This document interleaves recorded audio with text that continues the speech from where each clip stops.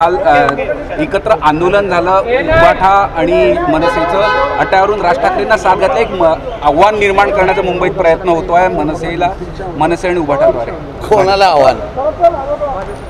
मला असं वाटतं की दोन्ही भावांनी काय करावं हे त्यांचा कौटुंबिक विषय आहे आणि म्हणून ते बरोबर आले काय काय नाही बरोबर आले काय। कोणाचंही कुटुंब अगर एकत्र येत असेल, जुळत असेल, वाद मिटत असतील, ती चांगलीच गोष्ट आहे। त्याच्यामध्ये काय आम्हा लोकांना विचार करणं, दखल घेणं, दुःख होण्याचं काही कारण नाही। शेवटी ठाकरे कुटुंब म्हणून एकत्र येत असतील तर चांगलीच गोष्ट आहे। पण ज्यांनी ठाकरे कुटुंब त्यावेळी तोडलं ते आज जोडण्याची भाषा करतायत। उदाहरण आपल्याला माहिती असेल, तेव्हा राजसाहेबांनी जेव्हा शिवसेना सोडली तेव्हा संजय राऊतची गाडी राजसाहेबांच्या कार्यकर्त्यांनी जाळली होती। तसंच अन्य लोक पण आहेत जे त्यावेळी शकुनी मामाच्या भूमिकेमध्ये होते, पण आज मोठे दोन्ही भावांनी किती एकत्र आलं पाहिजे एवढे लेक्चर देत बसतायत आणि म्हणून त्यांचे वाद मिटत असतील तर माझ्या त्यांना शुभेच्छा आहेत। सुधाकर बडगुजर सलीम कुत्ता प्रकरण जे तुम्ही काढलेलं होतं त्यावर आता ते बडगुजर जे आहे ते भाजप येण्याच्या तयारीमध्ये नाही, पण आता ते त्या दिवशी महाराष्ट्राचे मुख्यमंत्री म्हणून आमच्या फडणवीस साहेबांना ते भेटले।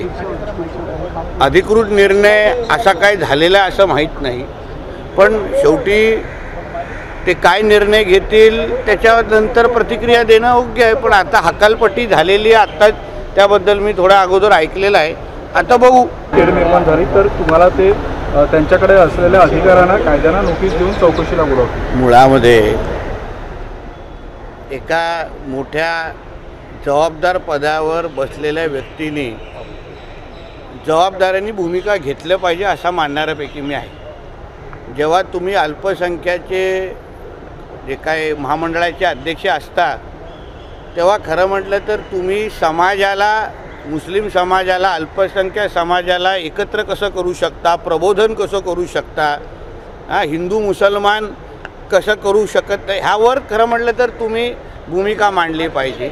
आत्ता जी त्यांची भूमिका आहे ही खरं म्हटलं तर इस्लामला बदनाम करणारीच आहे अशी माझी भूमिका आहे।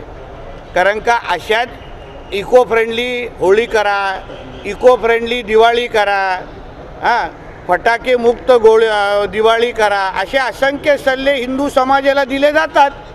मग हिंदू समाज म्हणून आपल्या जे काही सणासुदी आहेत त्याचं फटाके वाजवण्याचं एक वेगळं महत्त्व आहे, रंग उडवणाऱ्या रंगपंचमीचे एक वेगळं महत्त्व आहे।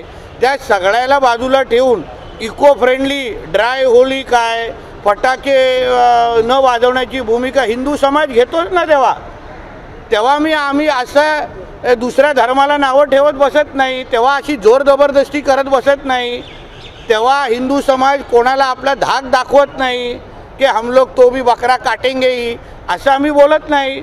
हिंदू समाज म्हणून जेव्हा जेव्हा असे कोणीही पर्यावरणाच्या निमित्ताने आवाहन करतात तेव्हा आमच्या धर्मामध्ये रंगपंचमीला, आमच्या धर्मामध्ये फटाके फोडण्याला कितीही महत्त्व असला तरी हिंदू समाज त्याचं पालन करतो।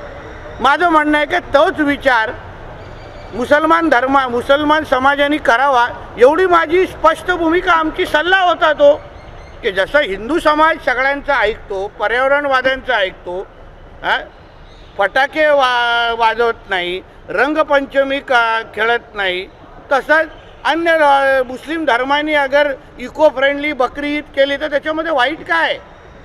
उलट चांगलाच सल्ला आहे हा। ह्याच्यामध्ये हिंदू मुसलमान कसं होतं हे त्यांनी दाखवावं।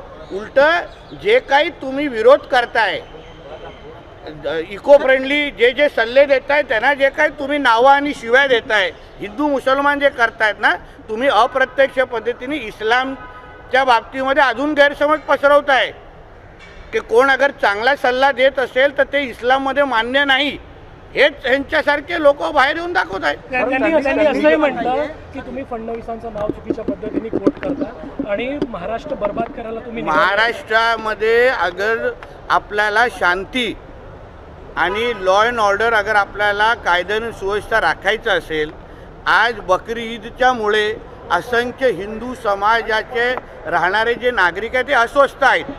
कारण का बकरी ईदच्या वेळी त्यांच्या सोसायट्यांमध्ये बकरे कापले जाणार, त्याच्यामध्ये वास दुर्गंधी ह्या सगळ्या गोष्टीमुळे दोन्ही समाजामध्ये वाद होणार आहेत. उद्या हिंदू आणि मुसलमानच्या नावाने दंगली पण होऊ शकतात. तर हे थांबवण्यासाठी अगर कोण सल्ले देत असतील, अगर कोणी सूचना देत, ज्या हिंदू धर्माला पण भेटतात, आपल्याला हिंदू धर्माला सांगितलं जातं की नाही की तुम्ही इको फ्रेंडली होळी करा, आता गणेश चतुर्थी आल्यावर तुम्ही अशीच मूर्ती बनवा, तसेच मूर्ती बनवा, सांगितली जाते की नाही?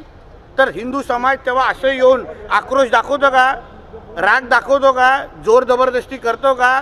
काल अबू आझमी म्हटले हम बकरा काटेंगे, असा हिंदू समाजाने भूमिका घेतली. कोण कितना भी इको फ्रेंडली बोलेगा तो भी हम रंगपंचमी करेंगे, फटाके जोरदार बजाएंगे, अशी भूमिका घेतली.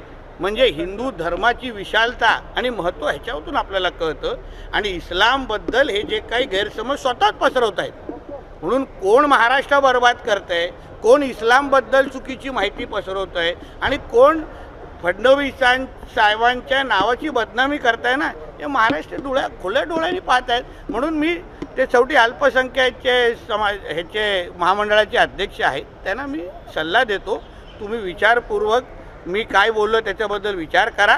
आणि तुम्ही मुस्लिम समाजाला तुम्ही आह्वान करायला पाहिजे कि चलो नितेश राणे जी बोल रहे हैं वो अपने हित में बोल रहे हैं, अपन इको फ्रेंडली बकरी ईद मनाते हैं, वर्चुअल बकरी काटते हैं, असं बोललं तर काय चुकीचं ठरणार नाही. तुम्ही आता बोलतात की या बकरी ईदवरून जे आहेत ते राज्यामध्ये दंगली होऊ शकतात, असे की तुमच्याकडे इनपुट्स आहेत का? आणि हो, इनपुटचा शक्यता आहे, कारण का दोन समाजामध्ये तेढ निर्माण होऊ शकतात ना. आम्ही असल्यामुळे दंगली होण्याचं काही कारण राहत नाही, पण अशा दोन समाजामध्ये तेढ निर्माण होऊ शकतात ना. आता त्याच्यामुळे काही सोसायट्यांमध्ये लोक हिंदू समाज एवढं त्रासलेले आहेत की त्यांचं म्हणणं आहे की बाबा आपण बकरी इथे कापूच नाही. म्हणून अगर शांत पद्धतीने अगर आपल्याला महाराष्ट्र ठेवायचं असेल तर इको फ्रेंडली बकरी ईदचा पर्याय, जसं आम्ही इको फ्रेंडली होली हिंदू धर्म करतात, इको फ्रेंडली दिवाळी करतात, तसं इको फ्रेंडली बकरी ईद करण्यामध्ये काही चुकीचं